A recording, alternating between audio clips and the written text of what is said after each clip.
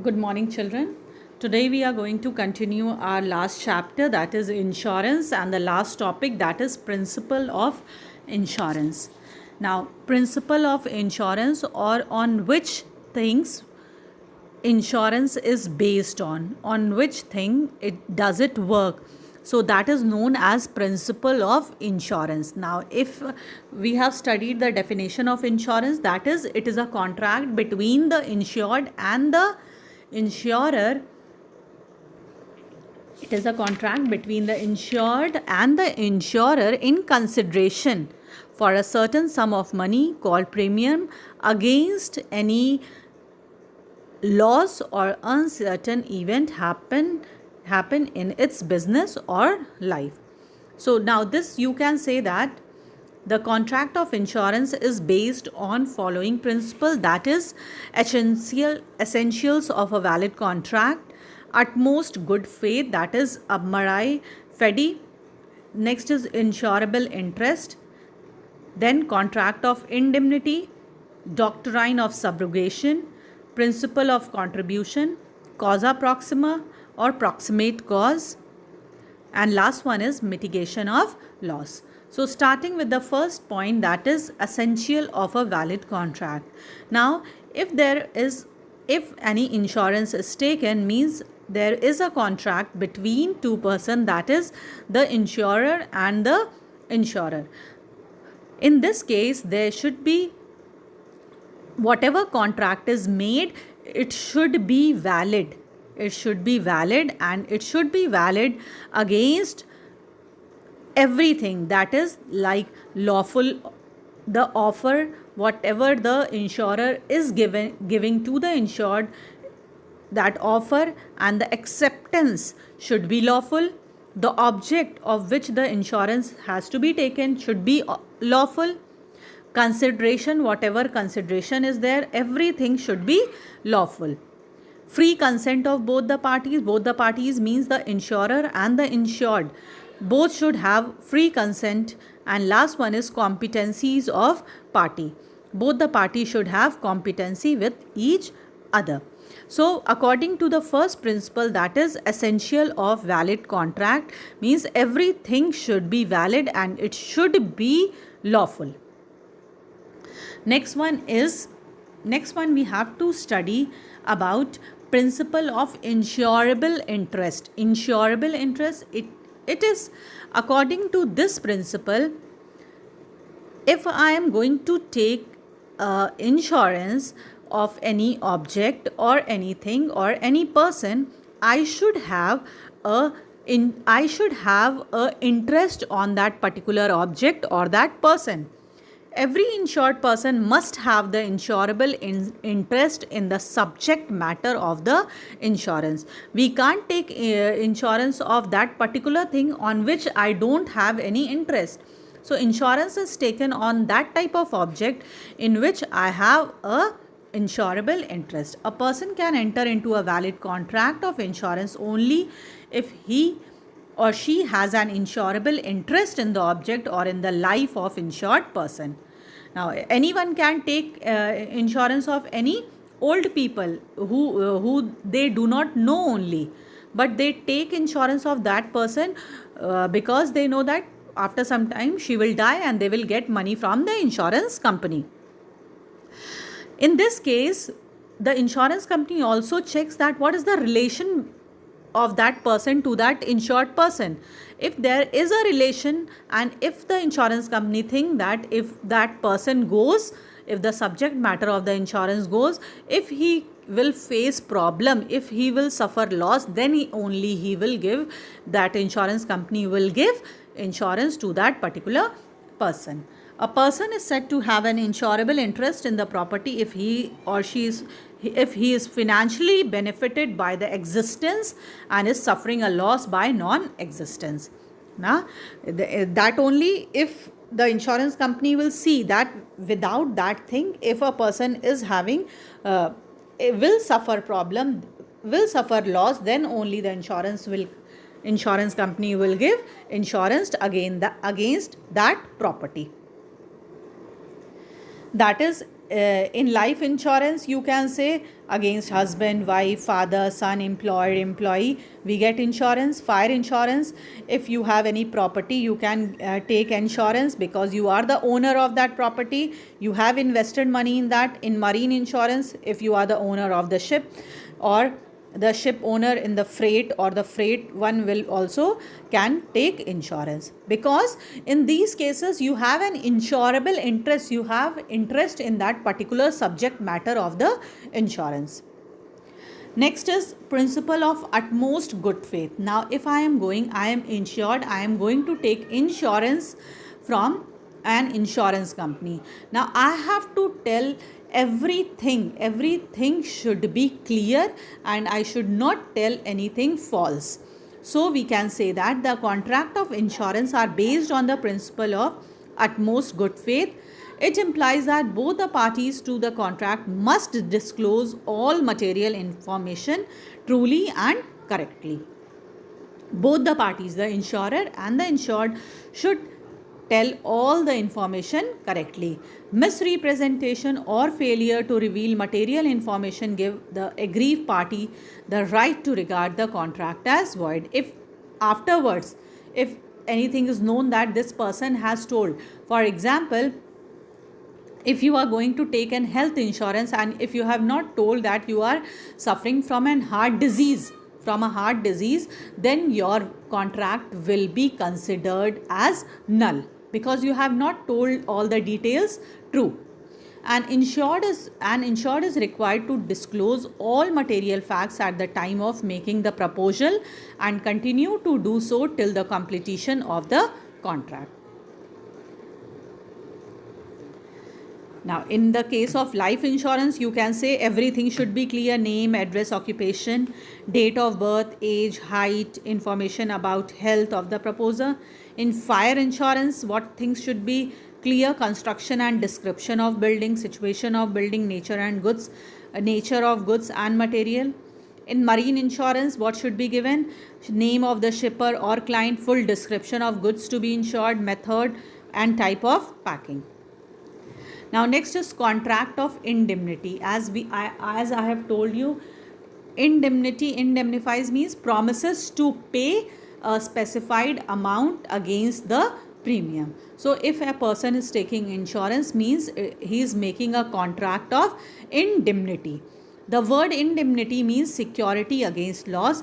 In other words, indemnity means implies a promise to compensate in case of loss. Indemnity means if a person, why we take insurance, in case if any mishappening happened to us, from the insurance company we can get money and we can compensate the loss. Now next is, you can say that the principle of indemnity is applicable to all type of insurance policy except life insurance. We can say that except life insurance, when we talk about contract of indemnity, it is not applicable on life insurance. Why it is not applicable on life insurance? Because in life in life insurance means if a person is dead, we can't compensate that person, we can give only money. But in case of anything fire insurance and marine insurance, we will get the money and we can compensate the loss. But in the case of life insurance, because the person is dead, and if we have taken life insurance, we can get back the person back. Therefore, contract of indemnity is not applicable in life insurance. This is the example of indemnity. Mr. X gets a fire insurance of rupees 1 lakh for the goods lying in the factory premises. He suffers a loss of 1,50,000. The insurance company will indemnify Mr. X up to rupees 1 lakh. Suppose the loss is in the case to the sum of tune of 80,000, then the insured could have compensated only up to rupees 80,000. Next is doctrine of subrogation or principle of subrogation. According to doctrine of subrogation, after the insured is compensated, means if I have taken money from the insurance company, if there is a loss, something, if my car is damaged and against that car I have taken insurance. Now I have got money from the insurance company. Now I am not liable to take money from any other third party. Or you can say that if the damage is done by other person, I am not liable to take money from that third person because I have taken money from the insurance company. So according to the doctrine of subrogation, after the insured is compensated for the loss caused by the damage to the property insured by him, the right of ownership of such property passes on to the insurer. If the insurer indemnifies the insured in full, the insurer is entitled to recover any benefit due to the insured from the third party. Now, why this principle is applicable? Because if the insured has suffered loss and if he has taken money from the insurance company and again he is taking the money from the third party, so he will be in better position than earlier. That is why doctrine of subrogation is there. Next is principle of contribution. According to principle of contribution, the insured can take. If I have to take insurance against my house, I can take two or more than two insurance policy on the same property. The insured is entitled to recover only the actual amount of loss sustained by him and nothing else. This is the principle of contribution. Means I can take two or more than two policies against any property. For example, if any person has taken rupees 2 lakh insurance with insurance company A and 4 lakh insurance and 4 lakh with insurance company B. Now what has done?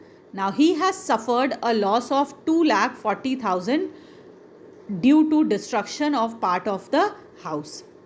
Now from insurance company A, how much he will get? Because in insurance company A he has invested 2 lakh rupees. So he has invested 2 lakh, so sum insured is 2 lakh with A upon total sum insured. With two insurance company he has taken insurance, that is 2 lakh and 4 lakh. Therefore 6 lakh he has taken insurance total into actual losses 2,40,000. Therefore 80,000 he will get from the insurance company A. Now what he will get from the insurance company B? Now from in insurance company B he has insured 4 lakh. So 4 lakh upon the total sum insured, that is 6 lakh into 2,40,000, that is 1,60,000 he will get from insurance company B. This is known as principle of contribution. Like this only the insurance company contribute their share to the insured. Next is principle of proximate cause. Principle of proximate cause, or you can say nearest or immediate cause. According to this principle, the nearest cause, not the remote cause, to be looked into. Causes of loss may be of two kinds: insured perils and uninsured perils. Insured perils means you have taken insurance against fire. Now what happened that you have taken insurance against fire. Now your car is damaged due to accident, but the cause for which you have taken against fire, now in this case you will not get any loss from the insurance company because you have taken insurance against fire.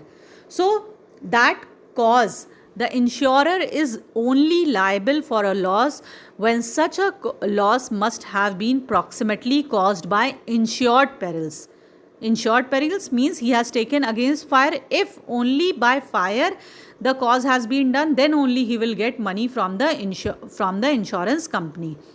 The insurer is in no case liable to compensate for the damages arising directly or indirectly on uninsured perils. Suppose a property is insured against fire, but it is damaged due to road accident.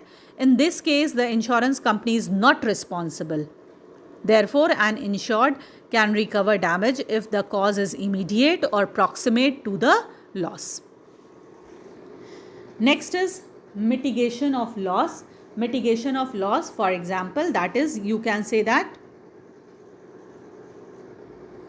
according to mitigation of loss means minimize or decrease the severity of loss. For example, if you have taken insurance, now you are free that anything will happen to my business or that person, I will get money from the insurance company.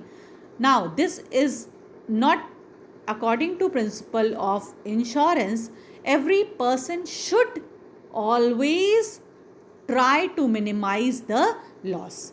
The principle of mitigation states that the insured should take all possible steps to minimize the loss or damage of the insured property.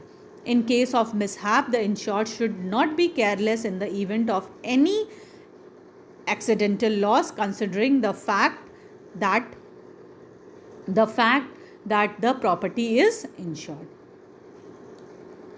This was the principle, you can say this was the principle of insurance, and all the principles are very important. That is